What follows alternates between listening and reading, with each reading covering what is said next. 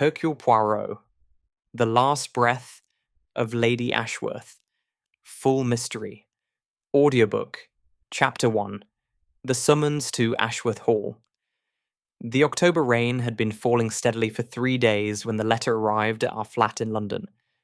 I remember the morning with particular clarity, the fire crackling in the grate, the scent of strong coffee mingling with the dampness that seemed to seep through the very walls. Poirot sat in his customary chair, arranging the items on the breakfast table with geometric precision, his egg-shaped head tilted in concentration as he aligned the toast rack precisely parallel to the butter dish. "You are watching me again, Hastings," he observed without looking up. "Merely admiring your dedication to symmetry, old boy?" "Symmetry," Poirot declared, finally satisfied with the arrangement, "is the foundation of civilization itself. When objects exist in harmony, the mind is free to pursue higher matters." He touched his immaculately waxed moustache with evident satisfaction. It was at this moment that our landlady, Mrs. Pearson, entered with the morning post. Among the usual assortment of bills and circulars lay a cream-coloured envelope of expensive stock, addressed in a hand that trembled visibly across the page. Poirot's dark eyes sharpened as he examined it. "Hastings, observe. The stationery, finest quality, watermarked. The hand, educated, feminine, but see how the letters waver.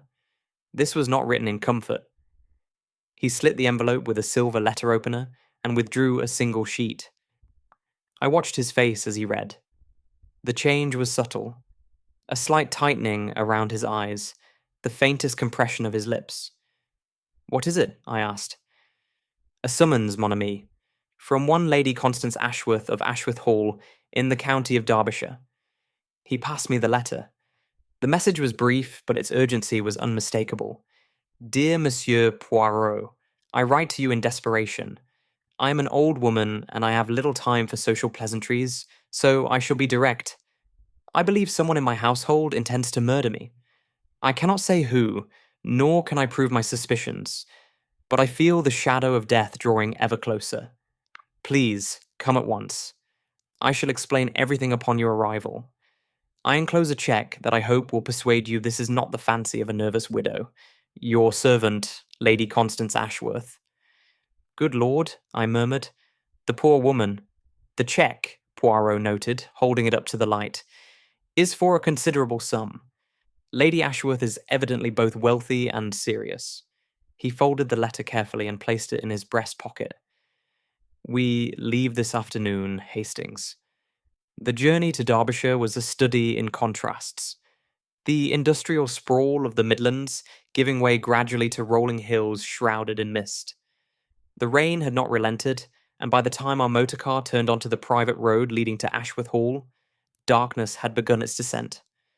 The hall emerged from the fog like something from a Gothic romance.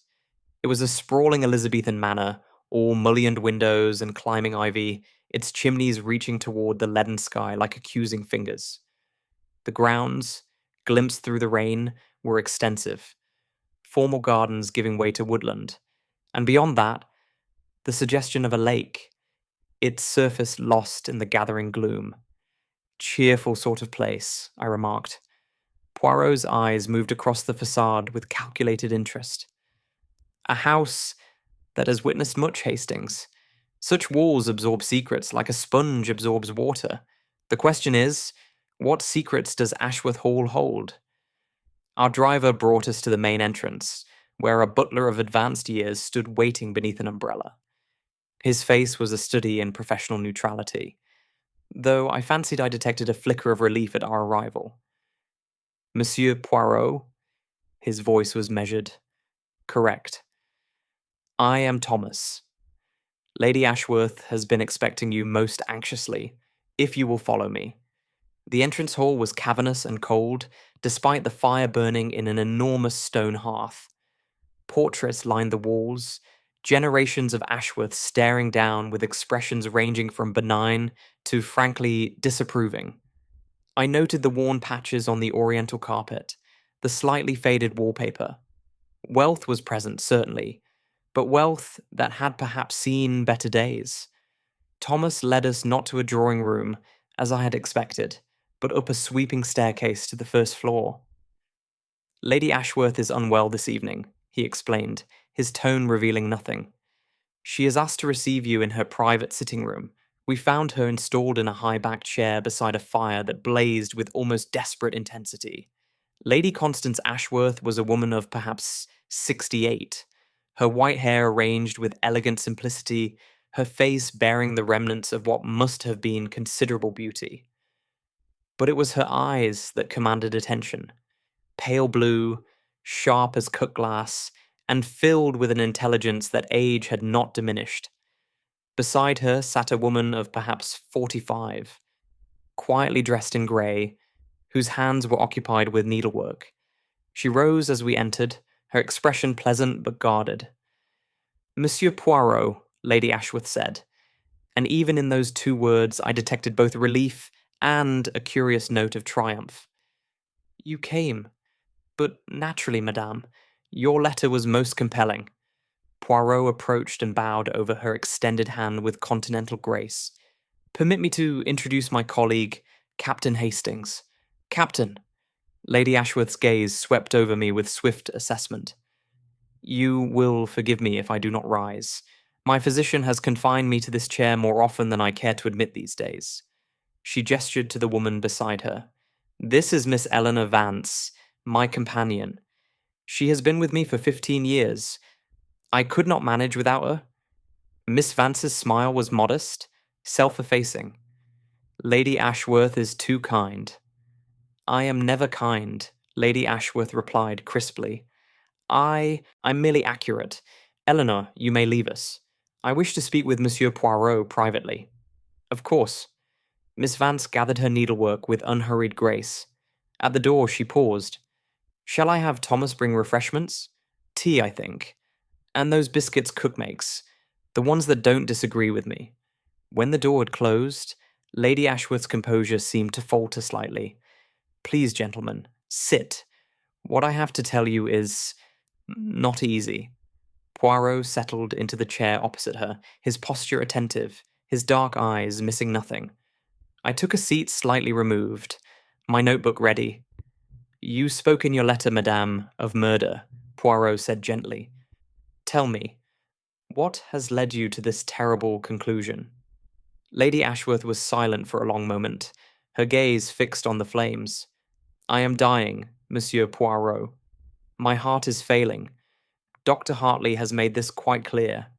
I have perhaps 6 months, perhaps less. She raised a hand to forestall any expression of sympathy. I have made my peace with mortality.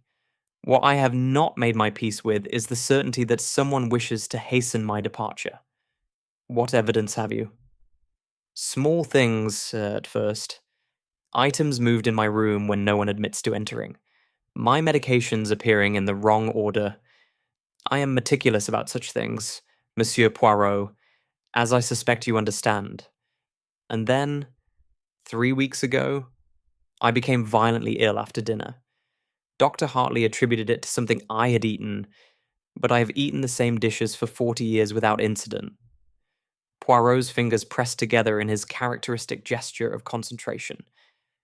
And have you suspicions as to who might wish you harm? Lady Ashworth's laugh was bitter. I am a wealthy woman, Monsieur Poirot, and I have not been universally generous with my family. My son Edward died 3 years ago. His widow, Gwendolen, remains at Ashworth Hall with her son, my grandson James, who is away at school. There is also my nephew Marcus, Edward's cousin, who considers himself the rightful heir, and has been most vocal in his displeasure at my handling of the estate. The will, Poirot said quietly. It is the will that concerns you. You are perceptive. I have recently made changes to my will. Substantial changes.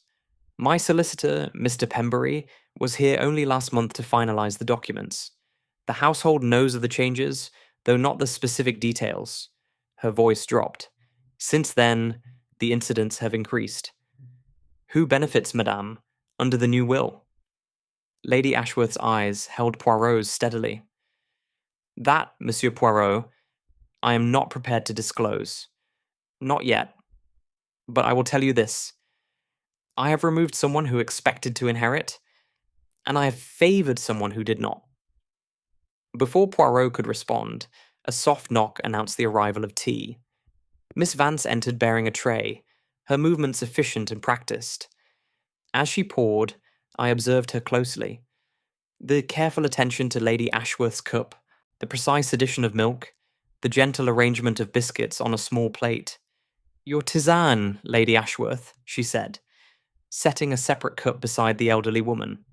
"Dr. Hartley's prescription. Yes, yes." Lady Ashworth waved a hand impatiently. "That vile concoction. But I suppose I must." When Miss Vance had withdrawn once more, Poirot leaned forward slightly. "This tisane, you take it regularly?" "Every evening, without fail. Eleanor prepares it herself. It is supposed to calm my heart, though I confess I taste nothing but bitterness." Poirot's expression remained neutral, but I caught the slight flicker of interest in his eyes. "And who else resides in the household, madame?" "Dr. Hartley calls daily. He has been our family physician for 20 years, and has become something of a fixture. Mrs. Brennan is my housekeeper. Thomas you have met, and there are the usual complement of maids and kitchen staff. Mr. Pembury visits from the village when required." She paused. "And Marcus, my nephew, has been staying here for the past month. He claims concern for my health. I believe he is merely watching the inheritance he considers as by right." The fire crackled and popped, sending shadows dancing across the ancestral portraits that lined the walls. "Madame," Poirot said finally, "I accept your commission. I shall remain at Ashworth Hall until this matter is resolved, but I must warn you, the truth, when it emerges, may prove painful. The little grey cells, they do not lie, and they do not spare feelings." Lady Ashworth's smile was thin, grim, and utterly without warmth. "I have buried a husband and a son, Monsieur Poirot. I have watched fortunes rise and fall, and I have learned that sentiment is a luxury I can no longer afford. Find the truth. That is all I ask." Outside, the rain intensified, drumming against the windows with renewed force. Ashworth Hall groaned and settled around us, its ancient timbers protesting against the storm. I could not shake the feeling that we had stepped into a house where death was already a familiar guest, and was simply waiting with infinite patience for permission to claim another victim. Before we begin, tell us in the comments, where are you joining us from tonight? Your presence illuminates our journey through these shadowed mysteries. Now, let the story unfold.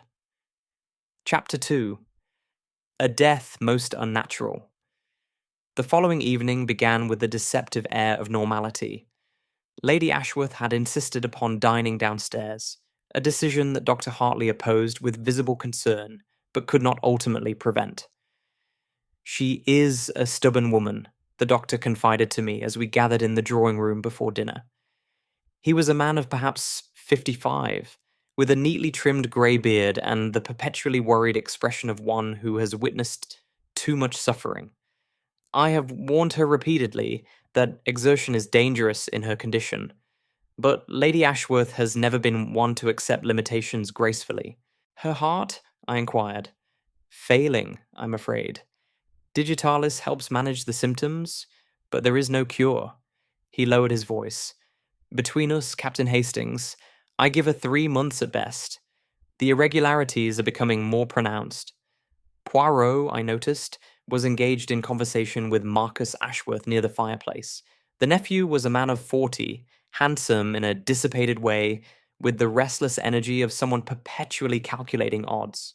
His evening dress was immaculate but showed signs of careful maintenance. A button replaced with one not quite matching, a cuff slightly frayed. A man living beyond his means, I surmised, and not troubling to hide it. "And you believe my aunt actually fears for her life?" Marcus was saying, his tone hovering between amusement and irritation. "She has always had a flair for the dramatic, Monsieur Poirot. I wouldn't take her anxieties too seriously." "You do not share her concerns, monsieur?" Marcus shrugged. Aunt Constance is a wealthy old woman with a weak heart and too much time to brood. She sees conspiracies in shadows. I am here merely to offer familial support during her declining months. How very dutiful, Poirot murmured. If Marcus detected the irony, he gave no sign. Family duty is important to me, Monsieur Poirot, despite what my aunt may have implied. At that moment, the drawing room doors opened to admit Gwendolen Ashworth. The widow of Lady Ashworth's son was a striking woman in her late 30s, dark-haired and pale-skinned, her black mourning dress emphasizing a figure that had not yet surrendered to middle age. Her eyes, large, dark, watchful, swept the room with an expression I could not quite decipher. Good evening, everyone. Her voice was low, musical, carefully modulated. I trust we are not waiting on my account? Not at all, my dear, came Lady Ashworth's voice from behind her. The elderly woman entered on the arm of Miss Vance, moving with slow dignity despite the obvious effort each step cost her. We were merely enjoying the opportunity to become acquainted with Monsieur Poirot. The dinner that followed was an exercise in concealed tensions. Thomas and a young footman served an elaborate meal, clear soup, followed by fish, then lamb with seasonal vegetables, while conversation flowed with the artificial smoothness of a family well practiced in maintaining appearances. I observed the dynamics carefully. Marcus drank steadily, but not excessively. His attention divided between his plate and Gwendolen, whom he watched with an interest that seemed more than cousinly. Gwendolen, for her part, addressed her remarks primarily to Poirot, displaying an intelligence and wit that suggested depths beneath her composed exterior. Miss Vance ate quietly, rising occasionally to attend to Lady Ashworth's needs, adjusting a shawl, refilling a water glass, with an attentiveness that bordered on devotion. Lady Ashworth herself presided over the table with imperial authority, her sharp observations punctuating the conversation like the crack of a whip. Marcus tells me he is concerned for my health, she remarked during a lull. How touching, considering he has visited perhaps twice in the past 3 years. Aunt Constance. Do not Aunt Constance me. The old woman's eyes glittered dangerously. Your concern, nephew, awakened precisely when you learned I was rewriting my will. Remarkable timing. A flush crept up Marcus's neck. That is unfair. Is it? Lady Ashworth turned to Poirot. You see, monsieur, how plainly the vultures circle. They can smell death approaching, and they jostle for position. Mother Ashworth, please. Gwendolen's voice was gentle but firm. This is hardly appropriate dinner conversation. When one is dying, my dear, one loses patience for propriety.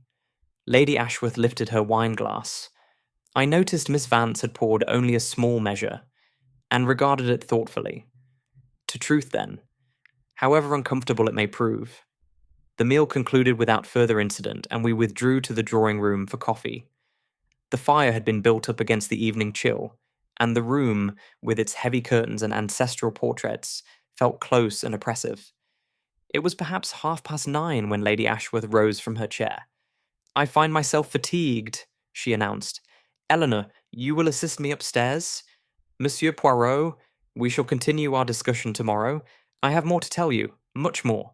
Of course, madame, rest well. Miss Vance moved to Lady Ashworth's side with practiced efficiency. I've prepared your tisane, she said softly. It's waiting in your room. That wretched brew. But Lady Ashworth's complaint was half-hearted. Very well. Good night, everyone. We watched them go, the elderly woman leaning on her companion's arm, their progress slow but steady up the grand staircase. The last I saw of Lady Ashworth was her white hair catching the lamplight as she turned the corner toward her chambers. It was the last time any of us would see her alive. The scream that shattered the night came at precisely 11:43. I had retired to my room but found sleep elusive, my mind turning over the undercurrents I had observed at dinner.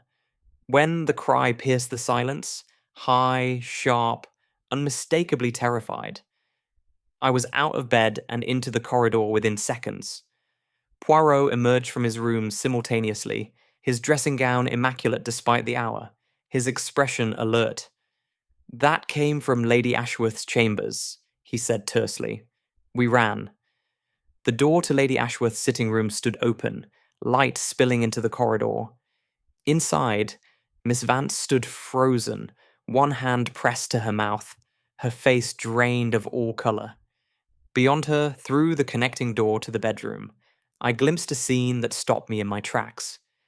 Lady Ashworth lay sprawled across her bed, still dressed in her evening clothes. Her eyes were open, staring sightlessly at the canopy above.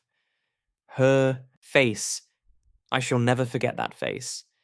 It was contorted into an expression of acute distress, the lips drawn back, the skin bearing a greyish pallor that spoke of profound physiological catastrophe. One hand clutched at her chest, the other had knocked the bedside table askew, sending a teacup crashing to the floor, where its contents formed a dark stain on the carpet. "Mon Dieu," Poirot breathed. Dr. Hartley pushed past us, his medical bag clutched in one hand. He must have been in his room on the same floor, for he was still dressed. He moved to the bed with professional urgency, fingers pressing to the woman's neck, hand hovering before her mouth and nose. After a long moment, he straightened. "She is dead." His voice was heavy. "I would estimate she has been gone for approximately half an hour." "Her heart?" I asked. But Poirot was not looking at the doctor. His attention was fixed on the overturned teacup, the spreading stain, the precise angle at which Lady Ashworth's body lay. "Hastings," he said quietly, "observe the cup." I looked. It was a delicate china cup, painted with roses, the same pattern I'd seen Miss Vance use to serve Lady Ashworth's tisane. The dregs that remained gave off a faintly herbal scent. "Her evening tisane," Miss Vance whispered. She had not moved from her position by the door. "I prepared it myself. I always prepare it myself." "And when did Lady Ashworth drink it?" Poirot asked. She asked me to help her change for bed. I set the tisane on her table and assisted her with her things. She was drinking it when I left her at 10 o'clock. "You left her alone?" "She insisted. She often does. Did." Miss Vance's voice cracked. "She said she wished to read for a while. I was in my room, just down the corridor. I heard nothing until, by now, the others had arrived." Marcus appeared in the doorway, his expression shifting from alarm to something harder to read as he took in the scene. Gwendolen followed, drawing her robe tighter around herself, her dark eyes fixed on the body with an intensity that seemed more analytical than grief-stricken. "What has happened?" Marcus demanded. "Lady Ashworth is dead," Dr. Hartley replied. "It appears to be cardiac failure, though given the circumstances, I shall have to recommend an autopsy." "Circumstances?" Gwendolen's voice was sharp. "What circumstances?" Dr. Hartley hesitated, glancing at Poirot. It was the detective who answered, his voice calm but carrying an edge of steel. "The circumstances, madame, of a woman who feared for her life dying suddenly the very day she engaged my services." Silence fell, thick, oppressive, crackling with implications. "You cannot possibly be suggesting," Marcus began. "I suggest nothing." Poirot moved toward the bed, his eyes sweeping the scene with methodical precision. "I observe. And what I observe raises questions that must be answered." He crouched beside the spilled tea, producing a handkerchief and carefully collecting a sample of the sodden carpet fibers. "Dr. Hartley, the contents of this cup must be analyzed. Now see here," Marcus stepped forward, his face flushed. "My aunt had a weak heart. She has been dying for months. This is tragedy, certainly, but to imply foul play—" "Lady Ashworth herself implied foul play," Poirot interrupted, rising to face him. "She believed someone wished to hasten her death. And now, less than 24 hours after confiding her fears, she lies dead." His dark eyes met Marcus's steadily. "You will forgive me, monsieur, if I find the coincidence troubling." Thomas appeared in the doorway, his face ashen. "Monsieur Poirot, Should I telephone for the police? Yes, at once. No one is to leave this house until the authorities arrive. Poirot's gaze swept the assembled company. I must ask that you all remain in the drawing room. There are questions to be answered. As the household filed out, I lingered beside Poirot. What do you think? I asked in an undertone. Poirot did not immediately respond. He was staring at Lady Ashworth's contorted face, at her clutching hand, at the angle of her body upon the bed. I think, Hastings, that Lady Ashworth was quite right to be afraid. This was no natural death. He pointed to the overturned cup. She knew. In her final moments, she knew. She tried to rid herself of the poison, but it was too late. Poison? But Dr. Hartley has been giving her digitalis for her heart. Précisément. Poirot's voice was grim. And digitalis, in the wrong dose, is itself a deadly poison. Someone knew this, Hastings. Someone counted on it. He moved toward the door, his small figure casting a long shadow in the lamplight. Lady Ashworth's last breath was stolen from her, and I, Hercule Poirot, shall discover who is responsible. The rain, which had briefly subsided, began again. A relentless drumming against the windows, as if the heavens themselves mourned the passing of the mistress of Ashworth Hall. Chapter 3. Whispers in the corridors. The police arrived shortly after midnight in the person of Inspector Jameson, a lean, weathered man with the look of one who had seen much and been surprised by little. He listened to Poirot's summary of events with careful attention, examined the scene with methodical thoroughness, and arranged for the body to be removed for autopsy with a minimum of fuss. Poison, you say? He rubbed his jaw thoughtfully. The family physician was treating her with digitalis? Indeed, Inspector. And digitalis toxicity would produce precisely the symptoms we observed.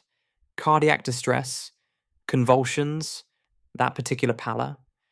Then we must determine whether someone tampered with her medication or introduced the poison through other means. Jameson glanced toward the stained carpet where the tisane had spilled. That cup has been sent for analysis? It has. Good. The inspector surveyed the room once more. I shall conduct formal interviews tomorrow. In the meantime, no one leaves the estate. When he had gone, Poirot and I sat in my room, the fire burning low between us. Sleep seemed impossible. What are your thoughts, old friend? I asked. Poirot's fingers pressed together in that familiar contemplative gesture. I have many thoughts, Hastings, and they chase one another like cats in an alley. Lady Ashworth feared for her life. She summoned me. Within hours she is dead. This suggests either remarkable coincidence, which I do not accept, or that someone became aware of my presence and acted swiftly to prevent investigation. But who knew you were coming? An excellent question. Lady Ashworth wrote to me in secret, or so she believed. But letters may be intercepted. Servants gossip, and our arrival yesterday was hardly discreet. He shook his head. No. The entire household knew that Hercule Poirot had been engaged. The killer knew their time was limited, which suggests premeditation. Précisément. This was no impulsive act, Hastings. The method, poison administered through a trusted vehicle, the nightly tisane, speaks of careful planning.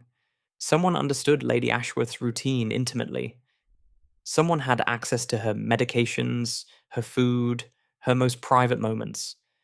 I felt a chill despite the fire's warmth. Miss Vance prepares the tisane. She does.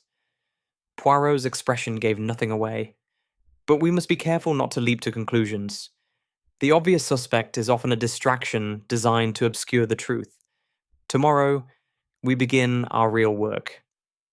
Morning broke grey and sullen over Ashworth Hall. The rain had finally ceased, but a thick mist clung to the grounds, reducing the gardens to ghostly suggestions of form and colour. The household assembled for breakfast in subdued silence, appetites diminished by the night's events. Poirot had requested the use of the library for his interviews, and it was there that I found him after the meal, arranging 2 chairs before the fireplace with his customary precision. "We shall begin with the servants," he announced. "They see everything and are trained to be invisible. Their testimony will establish the framework upon which we shall build."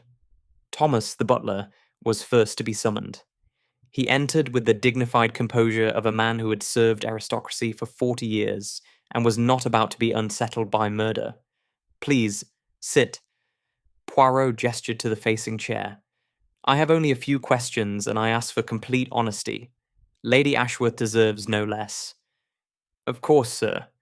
Thomas lowered himself into the chair, his spine remaining rigidly straight. "I shall tell you whatever I can." "You have served the Ashworth family for how long?" 37 years, sir. I began as a footman under the old master, Sir Reginald, and worked my way to my present position." "And your impression of the household? The relationships between its members?" Thomas hesitated, a brief flicker of uncertainty crossing his weathered features. "I would not presume to comment on family matters, sir. Come now." Poirot's voice was gentle but insistent. "A woman has been murdered. Discretion, while admirable, must yield to justice." The butler's shoulders seemed to sag slightly. "Very well. The household has been unsettled since Master Edward's death 3 years ago. Lady Ashworth took it hard. He was her only son, her heir. After he passed, she became more reclusive, more suspicious. She trusted fewer people. And the daughter-in-law, Mrs. Gwendolen Ashworth, an accomplished woman, sir.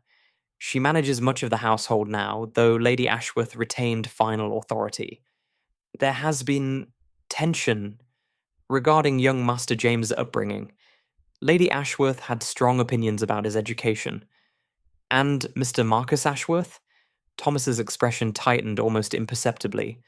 "Mr. Marcus visits infrequently, sir. When he does, there are often disagreements. About money, primarily." "He has debts?" "I couldn't say, sir. But Lady Ashworth has refused him loans on several occasions. Their arguments have been audible." Poirot nodded thoughtfully. "And Miss Vance, the companion?" "Devoted to Lady Ashworth, sir. Utterly devoted. She has been with her for 15 years, since just after Sir Reginald's death. She manages all of Lady Ashworth's personal needs, her medications, her correspondence." "Her medications," Poirot repeated. "Miss Vance has access to the digitalis?" "She organizes the medicine cabinet, sir. Dr. Hartley prescribes and delivers, but Miss Vance administers." I saw Poirot's eyes sharpen. "And the tisane that Lady Ashworth drank each evening. This too was prepared by Miss Vance?" "Without exception, sir. Lady Ashworth would accept it from no one else. It was their ritual. Had been for years." When Thomas had been dismissed, Poirot sat in silence for a long moment. "Hastings," he said finally, "we have here a curious situation. Miss Vance had complete access to Lady Ashworth, her medications, her tisane, her private moments. If anyone could administer poison undetected, it was she. Then surely—" Poirot raised a hand. "But consider, Miss Vance has served Lady Ashworth faithfully for 15 years. She has been, by all accounts, devoted. Why would she suddenly turn murderer? What motive could possibly exist? Perhaps she was paid by one of the heirs? Perhaps." But Poirot did not sound convinced. "We must speak with her. But first, Mrs. Brennan, the housekeeper." Mrs. Brennan was a stout, efficient woman in her 50s, her grey hair pulled back in a severe bun, her apron starched to military crispness. She sat in the interview chair with the air of one submitting to a necessary unpleasantness. "A terrible business," she declared before Poirot could speak. "Lady Ashworth was a difficult woman, I'll not deny it, but she didn't deserve this. Murdered in her own bed. What is the world coming to? You believe it was murder, then? What else could it be?" Mrs. said Brennan's eyes were sharp. "She feared it, didn't she? Told me so herself, not 3 days ago. "Someone in this house wishes me dead, Brennan," she said. "I can feel it." Poirot leaned forward. "Did she say whom she suspected?" "She did not. But I have eyes, Monsieur Poirot. I see what goes on." "And what do you see?" Mrs. Brennan glanced toward the closed door, then lowered her voice. "Mr. Marcus, he needs money badly. Gambling debts, they say. He's been pressing Lady Ashworth for months, and she refused him. Last week, I heard them arguing in her study. He said—" She hesitated. "Please, madame. Every detail may be significant. He said, 'You'll regret this, aunt. One way or another, I'll have what's owed to me.' His exact words." The implication hung heavy in the air. "And Mrs. Gwendolen Ashworth?" Poirot prompted. Mrs. Brennan's expression became more guarded. "Mrs. Ashworth is a lady, sir. I would not speak against her. But—" A pause. "She and Lady Ashworth disagreed about young Master James. Lady Ashworth wanted him raised here, educated locally. Mrs. Ashworth wished to send him to London, to better schools. The matter of the will came into it." "How so?" "I couldn't say exactly, sir. But I overheard Mrs. Ashworth telling Miss Vance that everything would change once the new will was read. She seemed satisfied somehow, almost triumphant. When Mrs. Brennan had departed, I turned to Poirot with growing excitement. There we have it. Marcus threatened her, and Gwendolen expected to benefit from the new will. Either of them could have what, Hastings?" Poirot interrupted gently. "Could have administered poison through a tisane prepared and delivered exclusively by Miss Vance. The logistics present a difficulty, do they not? My enthusiasm deflated. I hadn't considered that. No." Poirot rose and moved to the window, gazing out at the mist-shrouded gardens. "That is the puzzle at the heart of this affair. The opportunity belonged to Miss Vance. The motive appears to belong to others. Unless... Unless we have not yet discovered Miss Vance's true motive, or unless the poison was introduced by means we have not yet imagined." He turned back to face me. "Come, Hastings. It is time to speak with the lady herself." Miss Eleanor Vance entered the library with quiet composure, though I noticed the shadows beneath her eyes and the slight tremor in her hands as she took the offered seat. She had exchanged yesterday's grey dress for one of deep black. Mourning already assumed, I noted, with remarkable speed. "Miss Vance," Poirot began, his voice unusually gentle. "I know this is a difficult time, but I must ask you some questions about last night." "Of course." Her voice was steady, controlled. "I want to help. Lady Ashworth was—" She paused, swallowing. "She was everything to me." "You were with her for 15 years, I understand." "Yes. Since just after Sir Reginald died. Lady Ashworth found herself alone, overwhelmed by grief and responsibilities. I answered her advertisement for a companion, and I have been with her ever since." "A long time," Poirot observed. "You must have known her very well. Better than anyone, I think." A faint smile touched Miss Vance's lips. She could be difficult, imperious, demanding, sharp-tongued. But beneath that exterior, she was frightened and lonely. She trusted so few people. Did she trust you? With her life? The words came out before Miss Vance could stop them, and I saw her face crumple momentarily with the irony. Or so I believed. I prepared her medications, her meals, her tisane. I managed her correspondence. She relied upon me completely. And the tisane last night. You prepared it as usual? As I have done every evening for 15 years. The same herbs, the same proportions, the same ritual.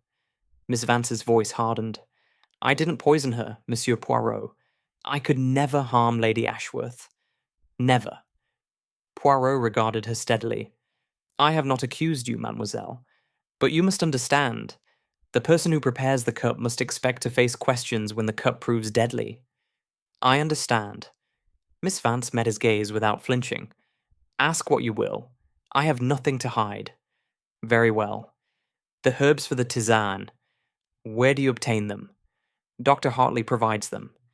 He delivers a fresh supply each week, already measured into doses. I simply steep them in hot water. And where are these herbs kept? In the medicine cabinet in my sitting room, which adjoins Lady Ashworth's chambers. The cabinet is locked. I keep the only key. Poirot's eyebrows rose fractionally. The only key? You are certain? Quite certain. I have carried it on my person for years. She touched her bodice, where a thin chain was visible. Lady Ashworth insisted upon security. And the cup itself?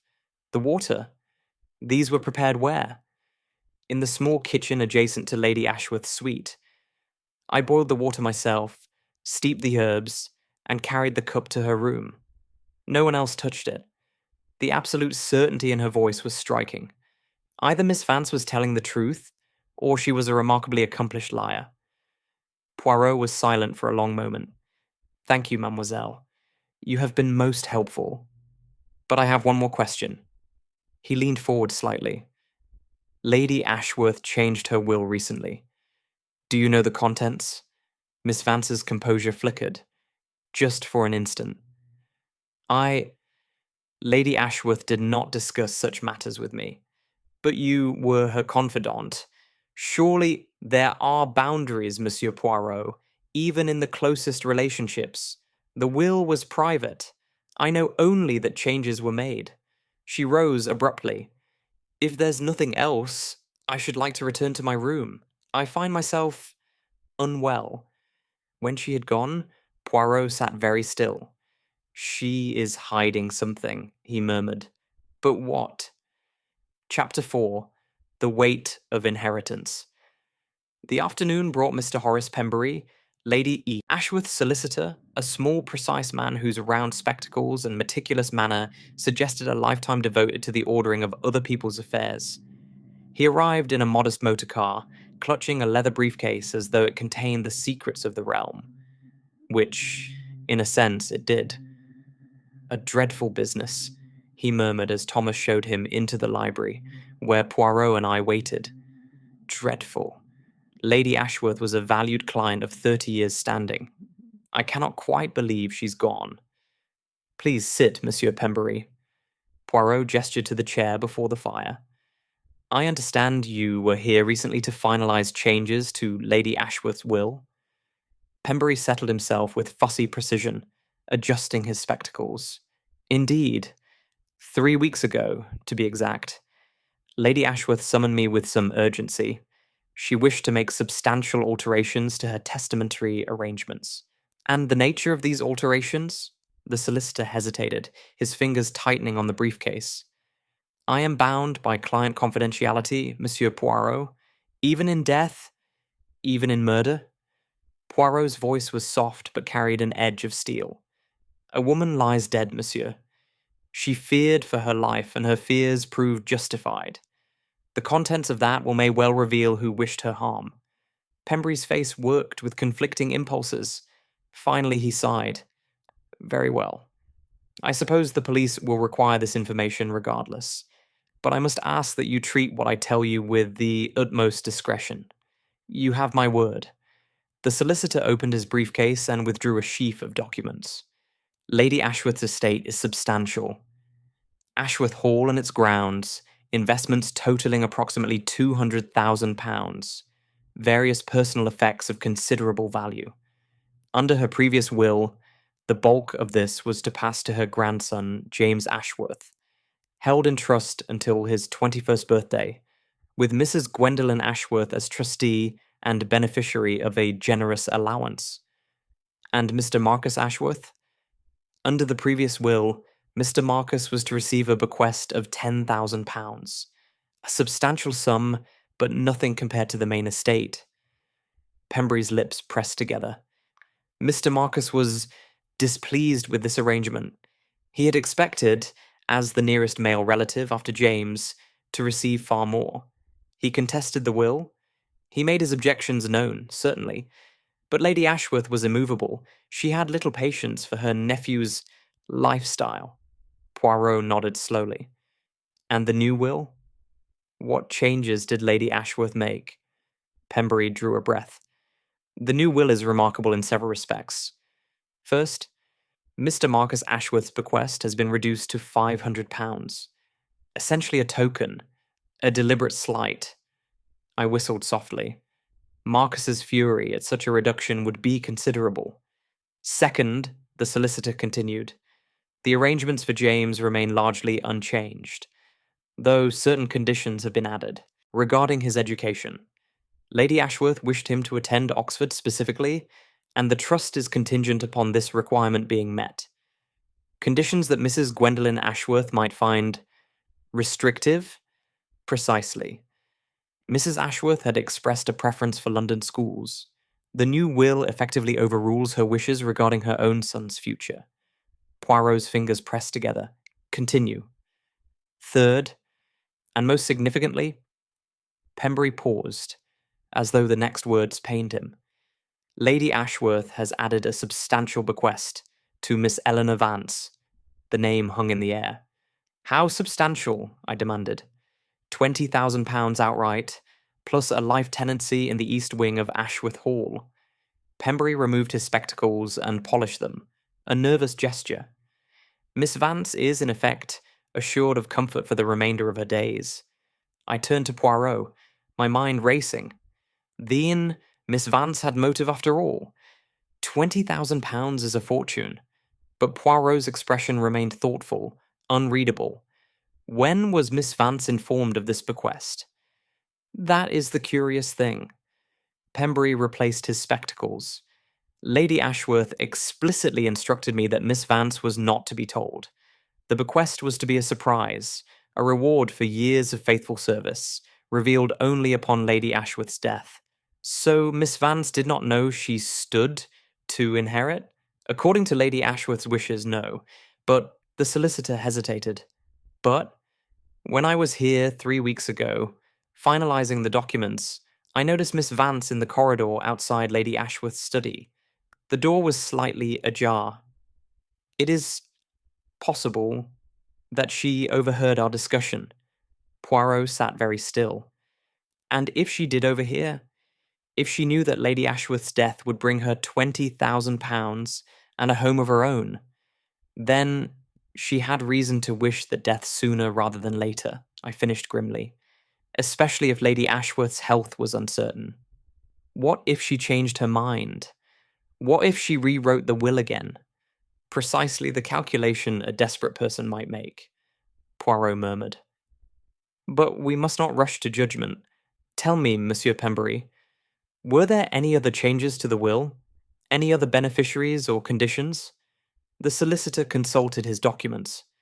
There is one additional matter.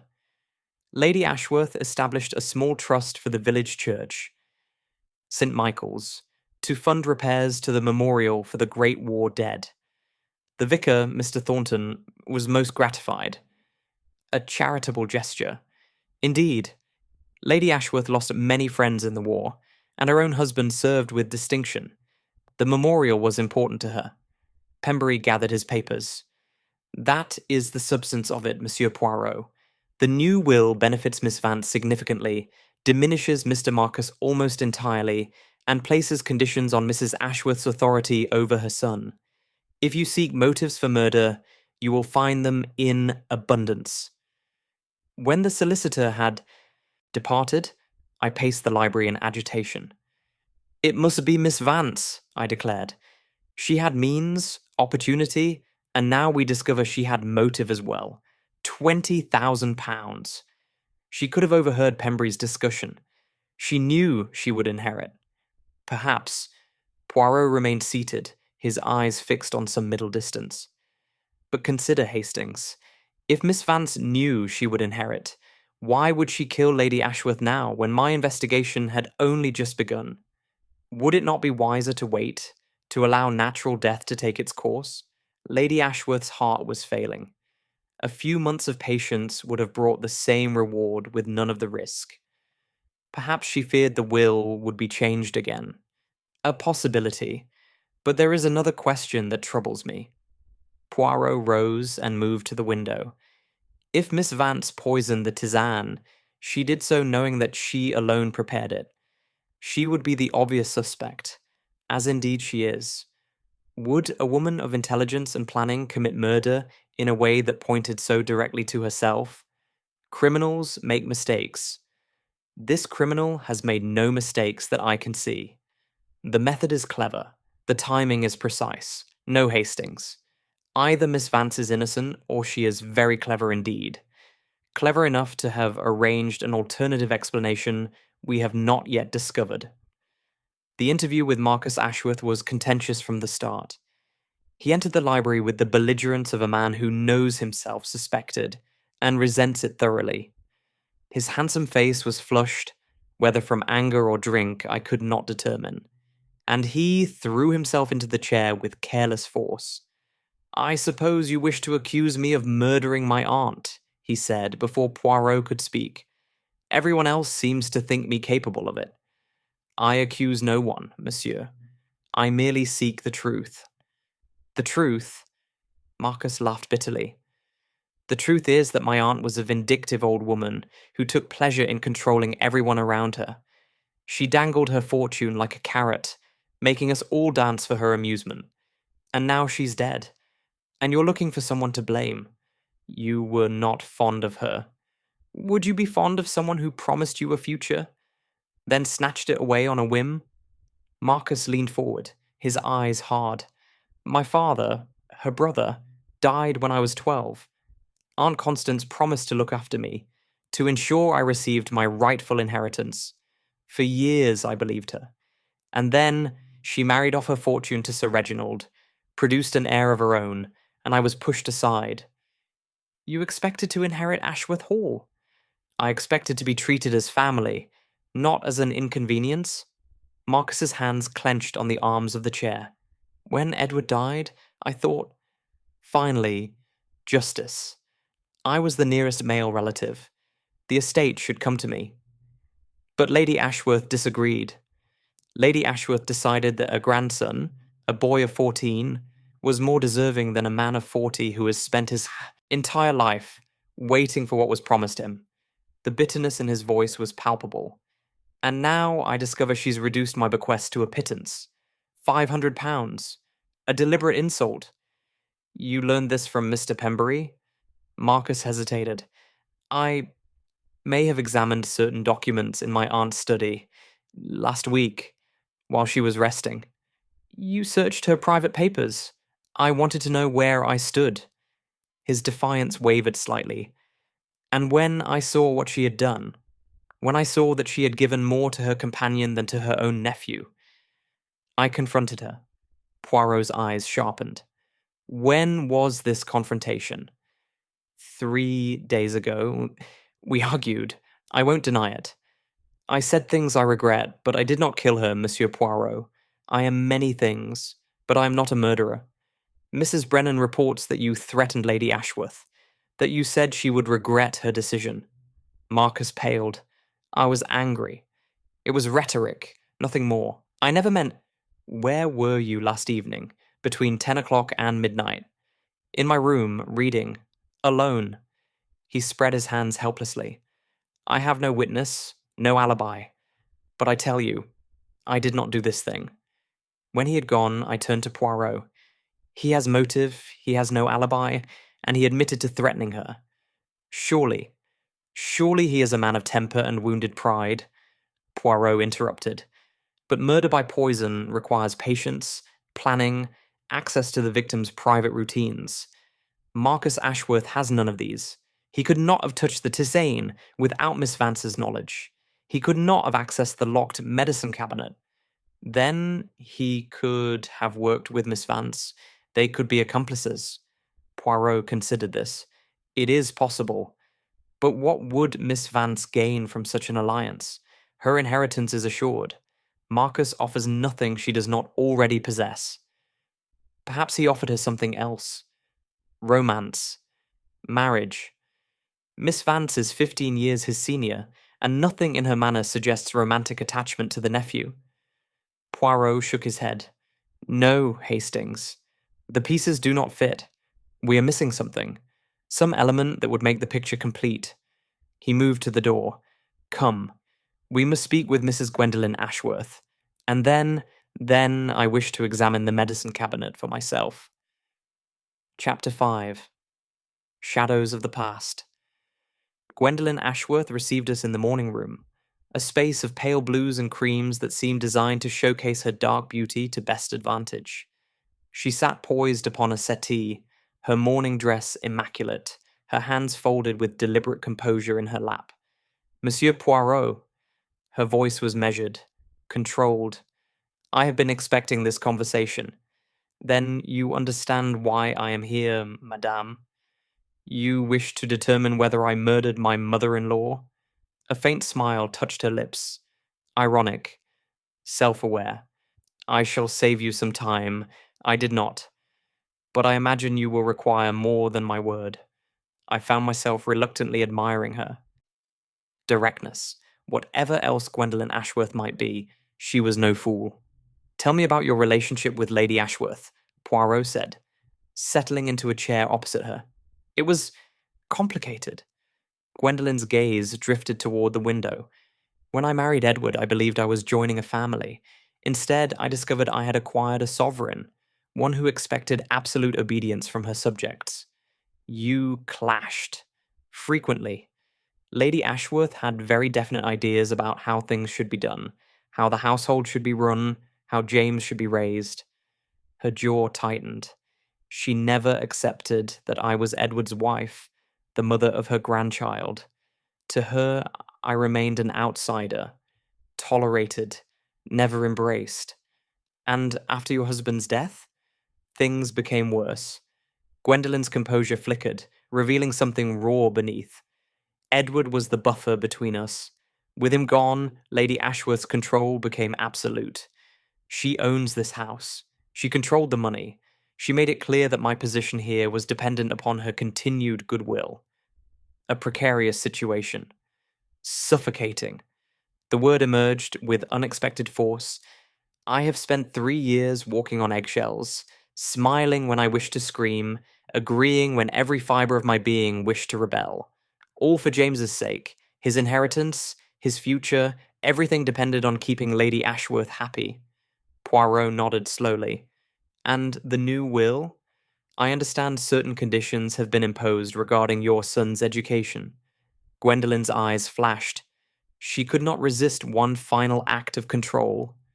James must attend Oxford. Not because it is best for him, but because she has decreed it. My wishes, my knowledge of my own son, count for nothing. This angered you. It infuriated me, but not enough to commit murder. She met Poirot's gaze steadily. Lady Ashworth was dying, Monsieur Poirot. Dr. Hartley made that quite clear. In a few months, perhaps weeks, she would have been gone, and I would have been free. Why would I risk everything by hastening what nature would accomplish on its own? It was, I noted, the same argument Poirot had made regarding Miss Vance. Where were you last evening, madame, between 10 o'clock and midnight? In my room, writing letters. I retire early as a rule. Lady Ashworth's schedule was exhausting, and I treasured my private hours. She paused. The maid, Sarah, brought me hot milk at 10:30. She can confirm I was there. And you heard nothing? Saw nothing? Nothing until Eleanor's scream. I came running, as did everyone else. Gwendolen's voice softened slightly. Whatever our differences, Lady Ashworth was James's grandmother. I would not have wished this upon her. When we had taken our leave, Poirot was silent for a long moment. She is convincing, I observed. Very convincing, Poirot agreed. And her logic is sound. With Lady Ashworth's death imminent, there was no need to kill. Unless what? Unless there was something that could not wait. Some threat, some revelation, that made immediate action necessary. He shook his head. But what? That is what we must discover. The medicine cabinet was located in Miss Vance's private sitting room, a small but comfortable space adjoining Lady Ashworth's chambers. Miss Vance admitted us with obvious reluctance, her face pale and strained. The police have already examined everything, she said. Inspector Jameson took samples of the herbs, The digitalis, everything. I do not doubt it. Poirot moved toward the cabinet, a tall mahogany piece with glass-fronted doors and a brass lock. But Hercule Poirot sees with different eyes. The key, if you please. Miss Vance hesitated, then drew the chain from beneath her bodice. The key was small, brass, worn smooth with years of use. She fitted it to the lock and the doors swung open. Inside, the shelves were arranged with military precision. Bottles of various sizes stood in neat rows, each bearing a handwritten label. Pillboxes, measuring spoons, and folded paper packets occupied the lower shelves. Lady Ashworth's medications, Miss Vance explained. The digitalis is here. She indicated a brown bottle. Dr. Hartley prescribes the dosage. I administer it 3 times daily, with meals. Poirot examined the bottle without touching it. And the herbs for the tisane? Miss Vance pointed to a series of paper packets on the top shelf. Dr. Hartley prepares these himself. 1 packet per evening, steeped in boiling water for precisely 5 minutes. These packets are sealed when he delivers them? Always. I open them only when preparing the tisane. Poirot's eyes narrowed. And last night's packet? Do you recall if the seal was intact? Miss Vance frowned, considering. Yes, I believe so. I opened so many, the action has become automatic, but I do not recall anything unusual. Poirot turned to examine the room itself. The small fireplace, the writing desk, the window overlooking the garden. His gaze lingered on the desk, where a stack of correspondence sat neatly arranged. You handle Lady Ashworth's letters? I did. She dictated most of her correspondence to me, and I managed the household accounts on her behalf. Miss Vance's voice was steady, but I noticed her hands had begun to tremble again. May I? Poirot gestured toward the desk. I suppose so, though I cannot imagine what you hope to find. Poirot moved through the papers with delicate precision. Bills, receipts, social correspondence. He paused over a letter near the bottom of the stack, its envelope bearing a London postmark from several weeks prior. This letter, he said softly. It is addressed to Lady Ashworth, but it has been opened and resealed. See here. The glue has been applied twice. He held it up to the light. Someone read this letter and attempted to conceal the fact. Miss Vance's face drained of colour. I don't know anything about that. Poirot withdrew the letter and unfolded it. His eyes moved across the page, and I watched his expression shift. Surprise, then understanding, then something harder to read. Hastings, he said quietly. Come and see. The letter was from a firm of private enquiry agents in London. Blackwood and Associates. The message was brief, but devastating. Dear Lady Ashworth, further to your instructions, we have completed our investigation into the background of Miss Eleanor Vance. Our findings are as follows. Miss Vance's true name is Eleanor Hartley. She is the younger sister of Dr. Reginald Hartley, your family physician. This relationship has been concealed from you since Miss Vance entered your service 15 years ago. We have also discovered that Miss Hartley, Miss Vance, was engaged to be married to your late husband, Sir Reginald Ashworth, in 1899. The engagement was broken when Sir Reginald met and subsequently married yourself. Miss Hartley suffered a nervous collapse and was confined to a sanatorium for 2 years. Should you require further details, we remain at your service. Yours faithfully, J. Blackwood. I stared at the letter, then at Miss Vance, whose face had become a mask of anguish. Eleanor Hartley, Poirot said softly. Sister to the doctor, former fiancée to Sir Reginald, and Lady Ashworth discovered this 3 weeks ago. Miss Vance swayed, and I stepped forward instinctively to steady her. She gripped my arm with surprising strength. She knew, Miss Vance whispered. She found out. After all these years, she discovered the truth. And what is the truth, mademoiselle? Poirot's voice was gentle but implacable. The whole truth, Miss Vance, Eleanor Hartley, sank into the chair by her desk, her composure finally shattered. "I loved him," she said, her voice barely audible. "Reginald Ashworth. We were engaged in the spring of 1899. I was 23, and I believe my life was beginning." Her eyes grew distant, lost in memory. Then he met Constance. Beautiful, wealthy Constance, with her London connections and her society friends. Within a month, he had broken our engagement. Within 3, they were married. You suffered greatly. I wanted to die. The words were flat, matter of fact. My brother committed me to the sanatorium for my own protection. When I emerged, I was changed, hollowed out. I swore I would never love again. And yet you sought employment with Lady Ashworth. Not at first. A ghost of a bitter smile crossed her face. For years, I kept my distance. But after Sir Reginald died, after he was gone, and I could no longer hope to see him again, I found myself drawn here. I wanted to understand, to see the woman who had stolen my future, to know if she had been worthy of his love. And was she? Miss Vance was silent for a long moment. She was formidable, difficult, demanding. But she loved him, truly loved him. And when he died, she was as devastated as I had been, all those years before. Her voice cracked. I came to hate her. But I also came to understand her. And in understanding, hatred gave way to something else. Pity, perhaps, or recognition. You stayed for 15 years. I stayed because I had nowhere else to go. Because she needed me. Because Miss Vance's hands twisted in her lap. Because I had become the person she trusted most in the world. How could I abandon that? Poirot held up the letter. But she discovered your deception. 3 weeks ago, this letter arrived. What happened then? She confronted me. Tears began to flow down Miss Vance's cheeks. She was furious, betrayed. She accused me of infiltrating her household, of waiting for revenge. I tried to explain, to make her understand that I had long since forgiven both her and Reginald, but she would not listen. And yet you remained in her service.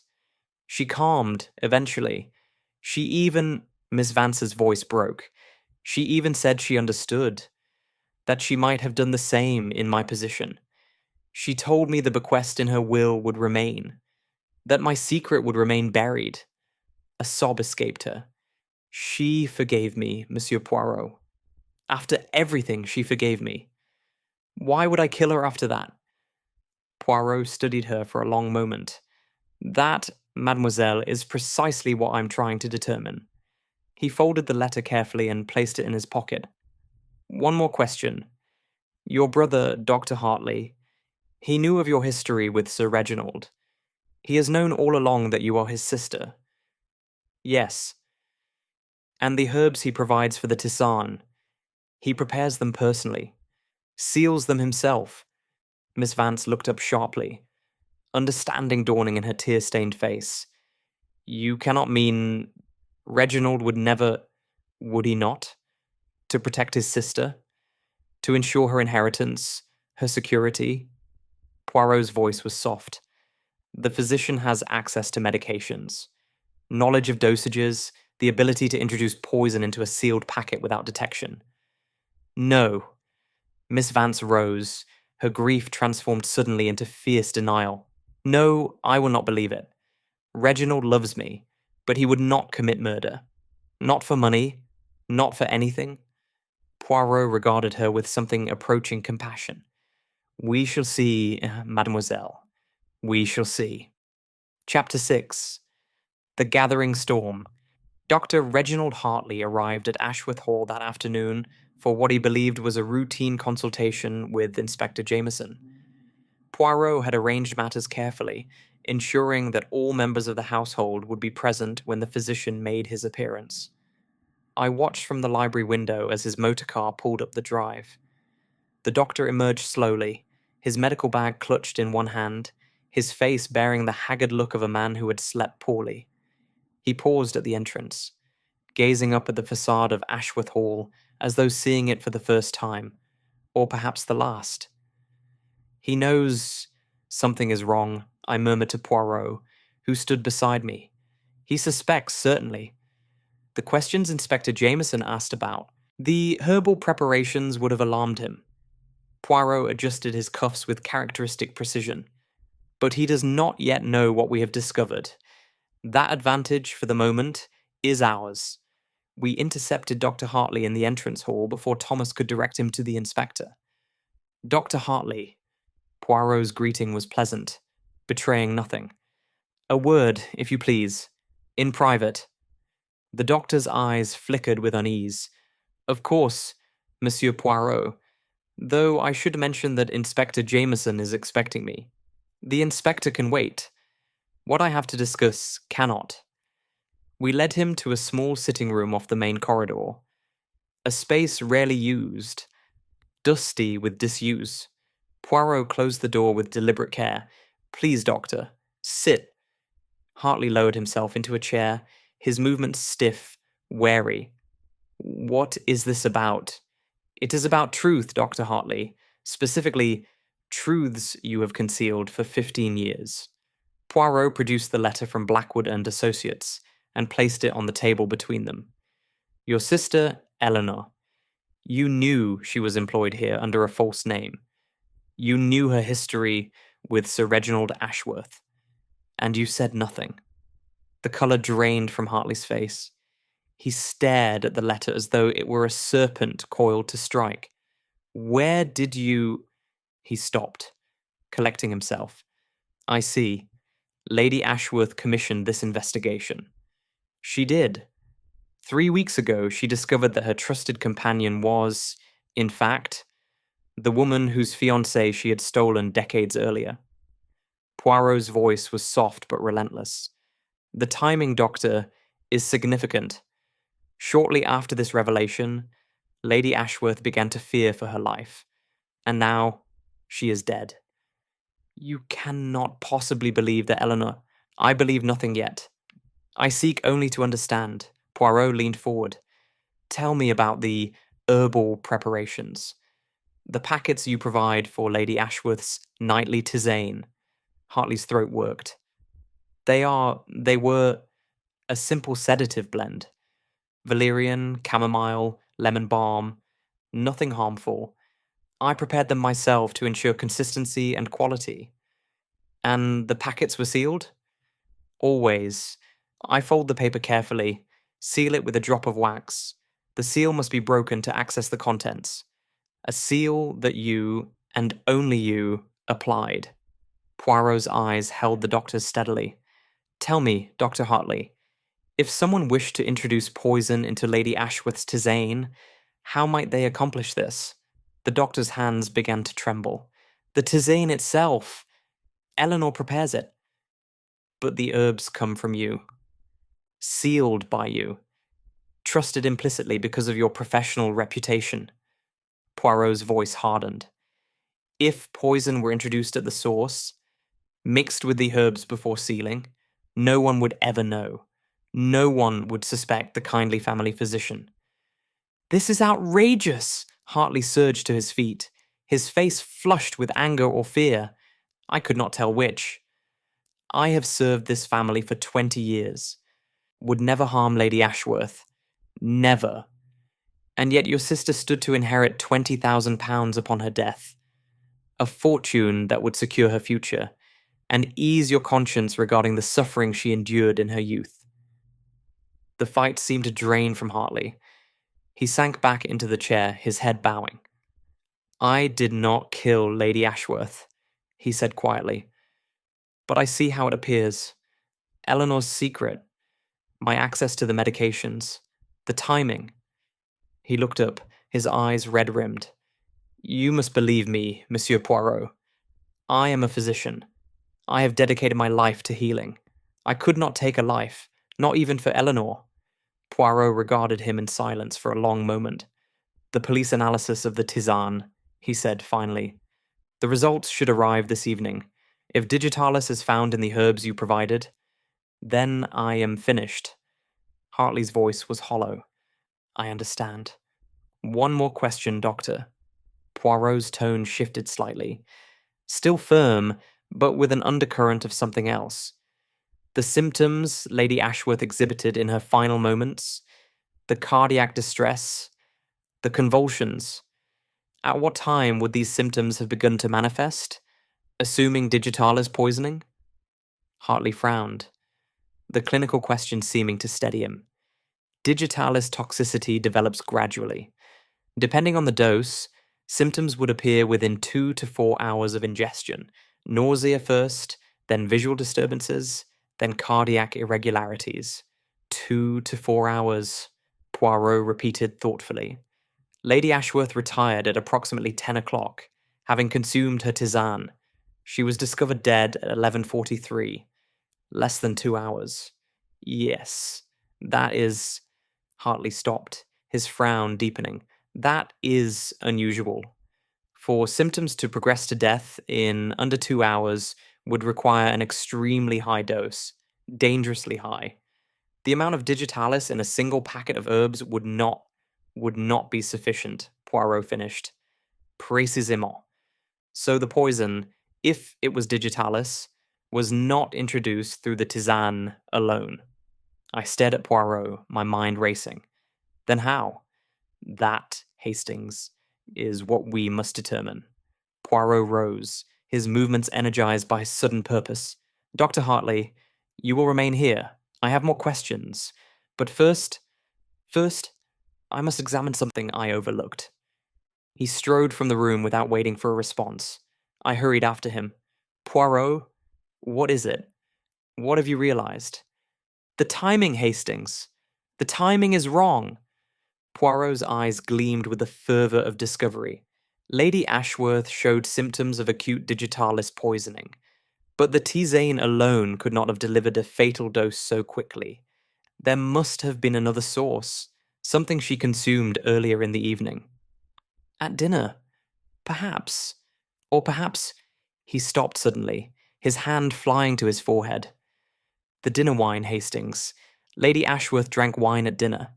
Miss Vance poured only a small measure, I observed at the time. But what if that wine was already poisoned? What if the dose was administered hours before the tisane? Then the tisane was merely the final straw. The killing blow delivered atop a foundation already laid. Poirot spun toward the dining room. We must find that wine bottle. If it still exists, if the police have not already disposed of it. The wine cellar of Ashworth Hall was extensive, a vaulted space beneath the east wing, where generations of vintages lay slumbering in darkness. Thomas led us down the worn stone steps, his lantern casting dancing shadows across racks of bottles. The wine served at dinner the evening Lady Ashworth died. Poirot said, Where is it? The Chateau Margaux, sir? The bottle should still be in the butler's pantry. It was not finished. Thomas's face was troubled. I kept it aside, thinking perhaps the family might wish to... Show me. Now. The butler's pantry was a small room off the dining room, lined with cabinets and shelves, holding the apparatus of formal service. Thomas retrieved a bottle from a lower shelf. 3/4 empty, its cork replaced loosely. Poirot took it carefully, holding it up to the light. The wine within was dark, revealing nothing. Who poured the wine at dinner? I did, sir. As always. And before dinner? Where was the bottle? In the wine cellar, sir, awaiting decanting. I brought it up at 6 o'clock and allowed it to breathe in the decanter until service. The decanter? Poirot's voice sharpened. Where was the decanter between 6 o'clock and dinner? Thomas hesitated. On the sideboard in the dining room, sir. It is the usual practice. Unattended? For several hours? Yes, sir. The dining room is not generally occupied before meals. Anyone might have... Thomas stopped, realizing the implication. Anyone might have added something to the wine, Poirot finished grimly. Anyone in the household. I felt the ground shifting beneath my assumptions. But that means The killer isn't necessarily Miss Vance or Dr. Hartley. Anyone could have accessed the decanter. Exactement. Poirot's expression was troubled.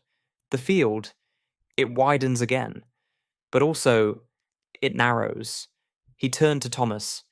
Think carefully. Who entered the dining room between 6 o'clock and dinner? Who had opportunity? Thomas's brow furrowed with concentration.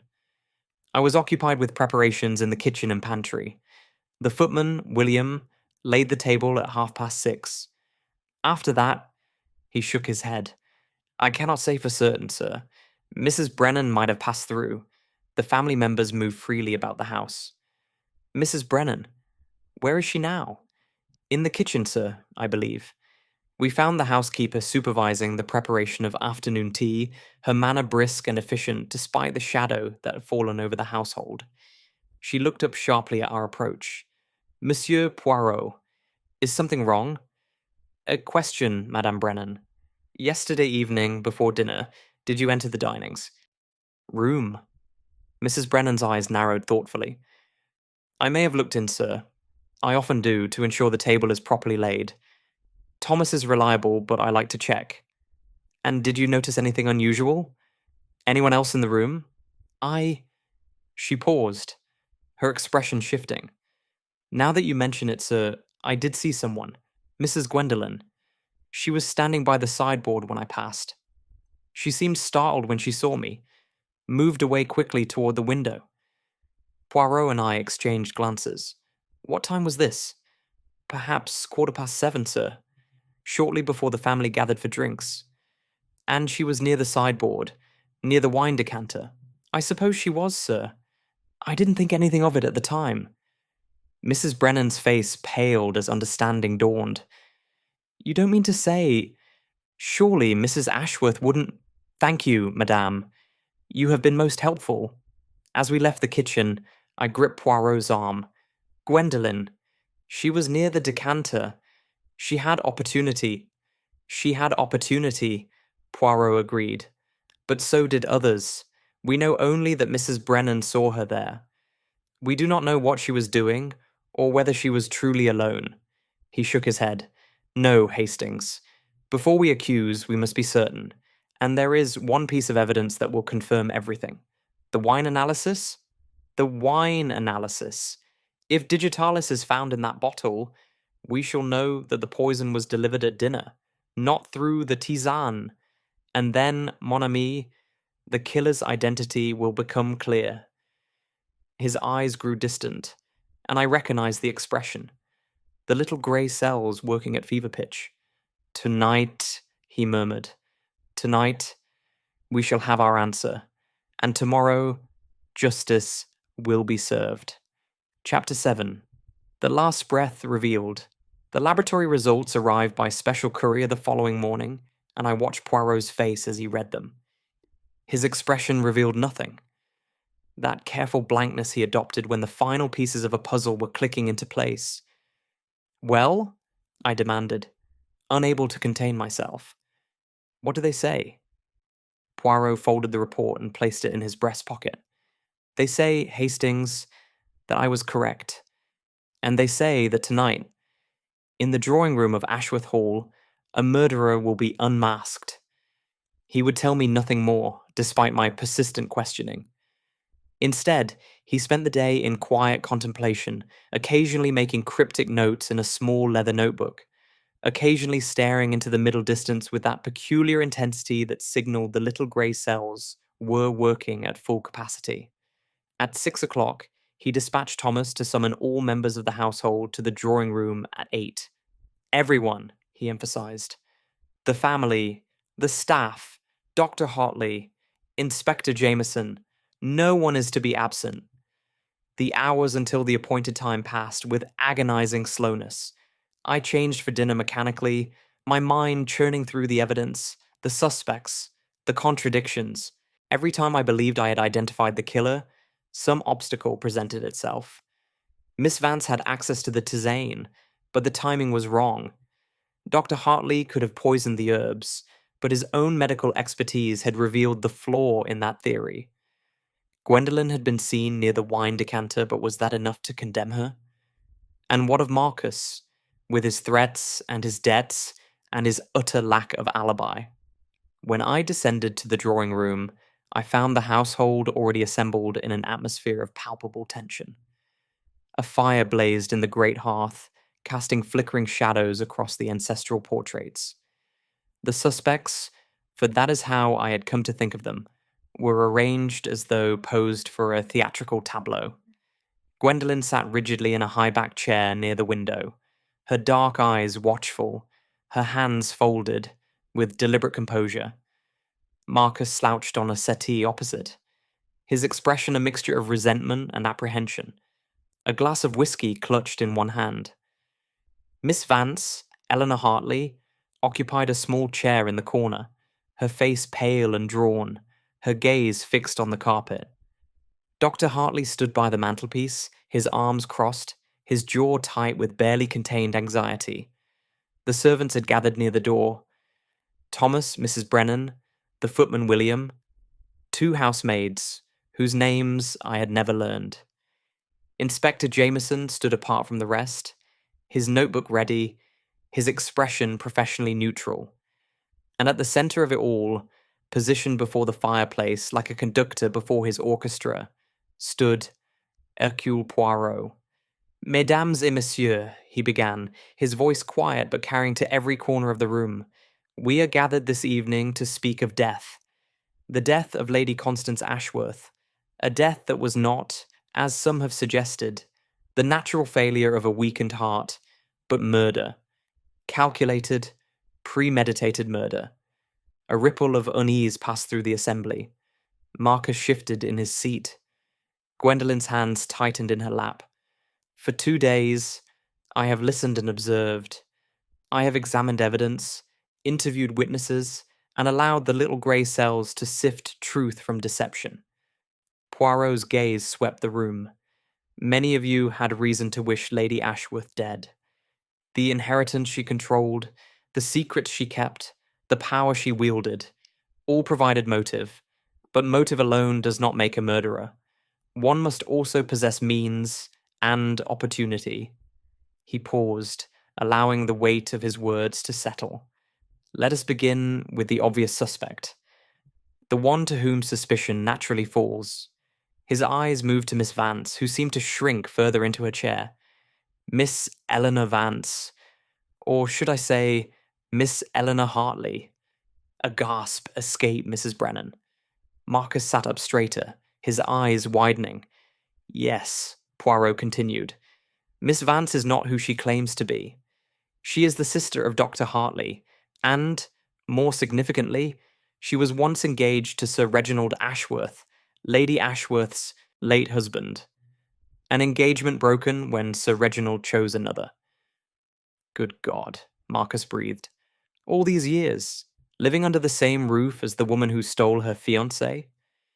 Precisely the reaction Lady Ashworth herself had when she discovered the truth 3 weeks ago. Poirot produced the letter from Blackwood and Associates. This letter, from a private inquiry firm, revealed Miss Vance's deception. Lady Ashworth was furious and frightened.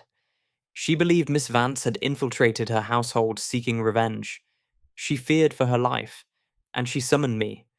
Then it's obvious, Marcus exclaimed. The Vance woman, Hartley, whatever her name is, she killed my aunt. She had motive. She had access. She had access to the tisane. Certainly, Poirot interrupted. She prepared it each evening, from herbs provided by her brother. The obvious conclusion is that she introduced poison into that tisane. He shook his head slowly. But the obvious conclusion, in this case, is wrong. Miss Vance looked up, her eyes glistening with tears, but also with something like hope. The laboratory analysis confirms that the tisane Lady Ashworth drank on the night of her death contained no poison. The herbs were precisely what they should have been. Valerian, chamomile, lemon balm, harmless, therapeutic even. Then how, Inspector Jameson began. Patience, Inspector. We shall arrive at the truth, but we must take the proper path. Poirot turned to Dr. Hartley. The good doctor raised a crucial point during our interview. The symptoms Lady Ashworth exhibited, the rapid onset of cardiac distress, the convulsions, were inconsistent with poisoning through the tisane alone. Death occurred less than 2 hours after ingestion. For digitalis to act so swiftly, a far larger dose would be required. A dose that could not be delivered through a single cup of herbal tea. So the tisane wasn't the murder weapon, I said, finally understanding. No, Hastings. The tisane was a distraction, designed perhaps to draw our attention in the wrong direction. Poirot's voice hardened. The true poison was delivered earlier, in the wine served at dinner. Now it was Gwendolen's turn to react. Her composure cracked. Just for an instant, a flash of something in her eyes that might have been fear. The wine decanter sat unattended on the dining room sideboard for nearly 2 hours before dinner. Poirot continued. Anyone in the household could have approached it. Anyone could have introduced poison. And the laboratory confirms that digitalis was indeed present in the wine remaining in that bottle. Mrs. Brennan saw Gwendolen near the sideboard, I blurted out. Gwendolen rose to her feet, her face flushed. This is outrageous. I was straightening a flower arrangement, nothing more. You cannot accuse me based on such flimsy... Please, madame. Poirot raised a hand. I have not accused you. I merely established the facts. You were seen near the decanter, but so were others. Gwendolen subsided, though her eyes remained wild. The question becomes, who had both the opportunity to poison the wine and the knowledge to disguise the crime? Poirot began to pace slowly before the fireplace. Miss Vance is a suspect because of her history and her access to Lady Ashworth. But if she wished to poison her mistress, why use a method that would immediately implicate herself? Why tamper with the tisane, the one thing she alone prepared, when the wine offered a far safer alternative? Perhaps she panicked, Marcus suggested. Made a mistake. Miss Vance has served Lady Ashworth for 15 years without error. She is meticulous, organized, intelligent. She does not panic. Poirot shook his head. No. The poisoning of the wine was the work of someone else. Someone who wished to cast suspicion upon Miss Vance while keeping their own hands clean. You mean someone framed her? Miss Vance whispered. I mean someone used your history, your access, your vulnerability as a shield. Someone who knew that when Lady Ashworth died, all eyes would turn to the woman who prepared her nightly tisane. Poirot stopped pacing. But this someone made a mistake. The room was utterly silent now. Even the fire seemed to have stilled. The mistake was one of timing. You see, the killer understood that digitalis would cause cardiac symptoms easily mistaken for natural heart failure. They also understood that Miss Vance would be suspected if poison were found in Lady Ashworth's system. What they did not anticipate was that the tisane itself would be analysed separately from the wine. They did not anticipate that the absence of poison in the tisane would exonerate Miss Vance rather than condemn her. Poirot turned to face the assembly, his eyes moving from face to face. But this leaves us with a question. Who had access to the wine decanter? Who had knowledge of Lady Ashworth's medications, specifically the digitalis that would make any additional dose so dangerous? And who had a motive strong enough to risk everything? His gaze settled on Dr. Hartley. Dr. Hartley, you had the knowledge, you had access to digitalis, and you had a motive, protecting your sister, ensuring her inheritance. I have told you, I did not, Hartley began, his voice shaking, and I believe you. Poirot's words cut through the doctor's protest. You are a healer, Dr. Hartley. You have dedicated your life to preserving life, not ending it, and you are not clever enough to have conceived this plan. Hartley sagged with relief, though his expression suggested he was unsure whether he had been complimented or insulted. Mr. Marcus Ashworth, Poirot turned to the nephew. You had motive in abundance, debts, resentment, the humiliation of being reduced to a pittance in your aunt's will. You threatened her openly, but you had no access to her medications, no knowledge of dosages, and frankly, monsieur, You lack the patience for a crime of this subtlety. Marcus spluttered indignantly, but said nothing. Which brings us, Poirot said softly, to the one person who possessed all three requirements: motive, means, opportunity. His gaze settled on the high-backed chair near the window. Mrs. Gwendolen Ashworth. Gwendolen did not move. Her face had gone very still, very pale. You were seen near the wine decanter at 7:15, less than an hour before dinner. You had lived in this household for years, observing Lady Ashworth's medications, her routines, her vulnerabilities. You knew about the digitalis. You knew about the tisane. And you knew about Miss Vance's secret. This is absurd, Gwendolen said, but her voice lacked conviction. You discovered Miss Vance's true identity, did you not? Perhaps you glimpsed the letter from Blackwood and Associates. Perhaps you overheard a conversation between Lady Ashworth and Mr. Pembury. However you learned it, you recognized an opportunity. Poirot's voice was relentless. If Lady Ashworth died while Miss Vance was under suspicion, no one would look further. The companion with the secret past, the bitter history, the access to the victim's food and drink. She was the perfect scapegoat. You have no proof. Gwendolen's composure was crumbling, her voice rising. None of this is proof. But I do have proof, madame. Poirot reached into his pocket and withdrew a small glass vial. This was found in your dressing table drawer this morning, concealed beneath a false bottom. Inspector Jameson's men executed a search warrant at my request. Gwendolen's face drained of all colour. The vial contains digitalis, the same concentration found in the poisoned wine, a concentration far higher than any therapeutic dose, a concentration designed to kill. Poirot placed the vial on the table between them. The label has been removed, but the glass is distinctive. It matches the bottles in Dr. Hartley's medical supplies. You stole it during one of his visits. You waited for your moment. And when you learned that Hercule Poirot had been summoned, you knew you could wait no longer. No. The word emerged as a whisper. No, this is... You cannot... Your motive was not merely the inheritance, though that was considerable.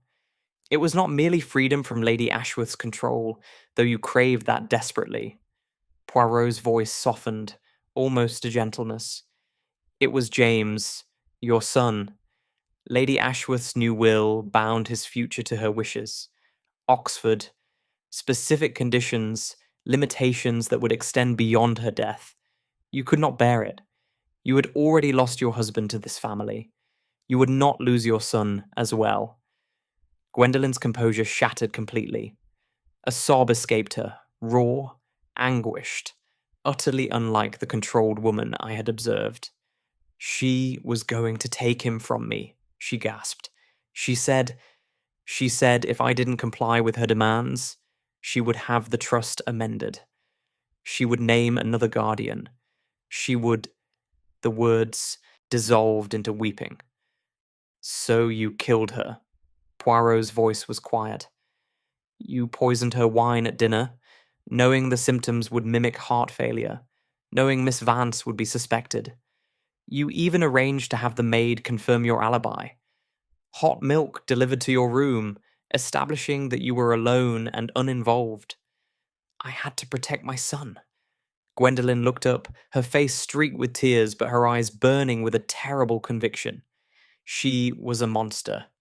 Controlling, manipulating, using her money as a weapon. She had already destroyed Edward with her demands. I could not let her destroy James. And Miss Vance? You would have allowed an innocent woman to hang for your crime? Gwendolen's gaze flickered to Eleanor Hartley, who sat frozen in her corner chair. She was never innocent, Gwendolen spat. She came here under false pretenses, nursing her grievances, insinuating herself into Lady Ashworth's trust. She deserved... She stopped, perhaps realizing how her words condemned her. Inspector Jameson stepped forward. Mrs. Gwendolen Ashworth, I am arresting you for the murder of Lady Constance Ashworth. You are not obliged to say anything, but anything you do say may be given in evidence. Gwendolen rose unsteadily as the inspector took her arm. At the door, she turned back, her eyes finding Poirot's. "I would do it again," she said, her voice hollow. "For James, I would do it all again."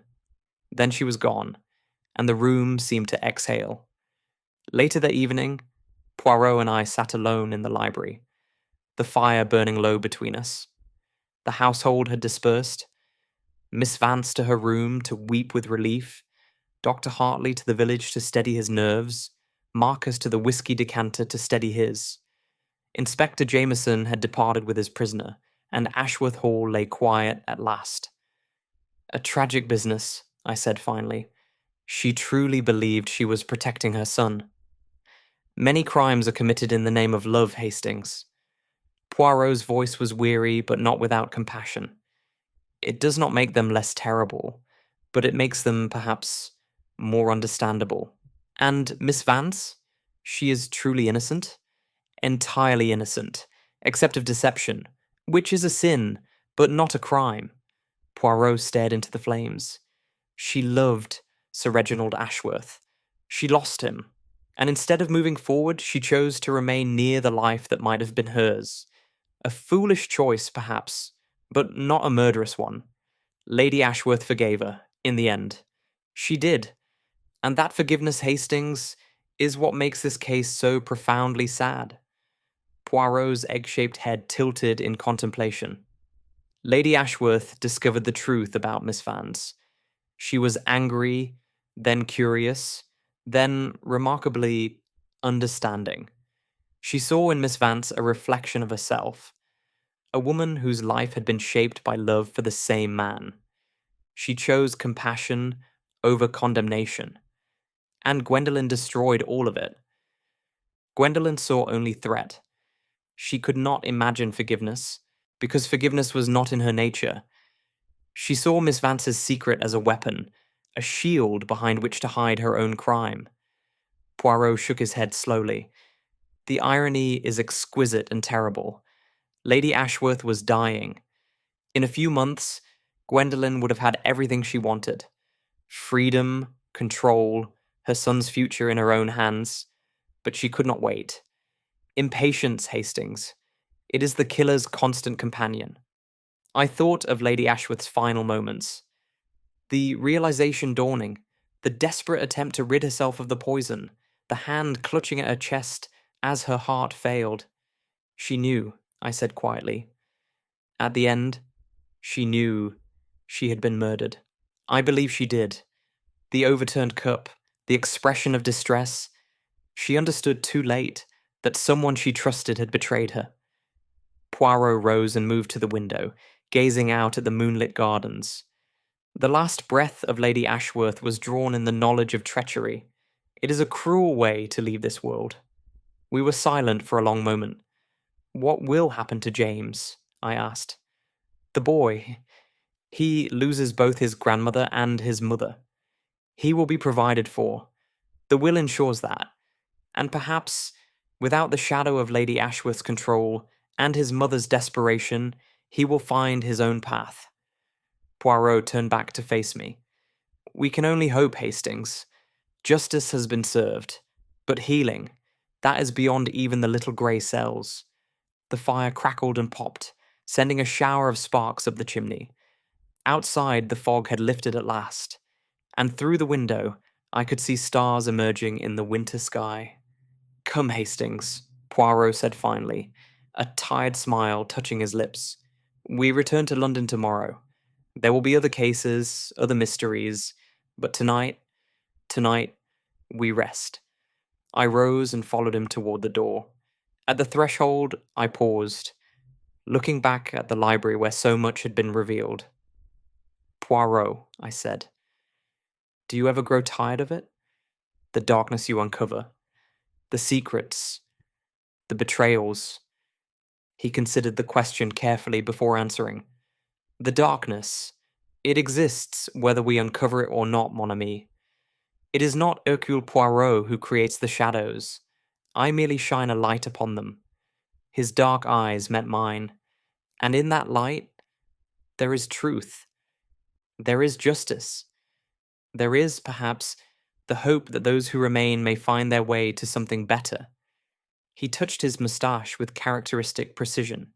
That, Hastings, is why we do what we do. Not because the world is good, but because it can be, one case at a time, one truth at a time.